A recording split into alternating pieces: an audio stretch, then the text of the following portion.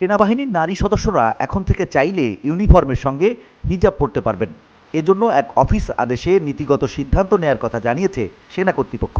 এর আগে ইউনিফর্মের সঙ্গে হিজাব পরিধান না করার জন্য নির্দেশনা ছিল। অ্যাডজুট্যান্ট জেনারেলের কার্যালয়ের অভ্যন্তরীণ এক অফিস আদেশে বিষয়টি সংশ্লিষ্টদের অবহিত করা হয়েছে। এতে নারী সেনা সদস্যদের জন্য হিজাব পরার বিষয়টি ঐচ্ছিক করে দেওয়া হয়েছে।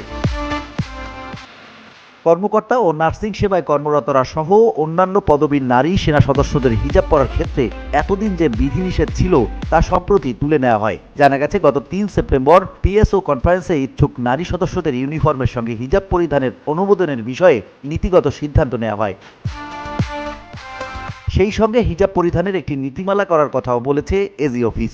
অফিস আদেশে বলা হয়েছে, নীতিমালাটি চূড়ান্ত করতে নারী সেনা সদস্যদের ইউনিফর্মের সঙ্গে সামঞ্জস্যপূর্ণ হিজাবের বাস্তব নমুনা, হিজাবের কাপড়ের ধরন, রং ও পরিমাপ তুলে ধরে বিস্তারিত বর্ণনা করতে বলা হয়েছে।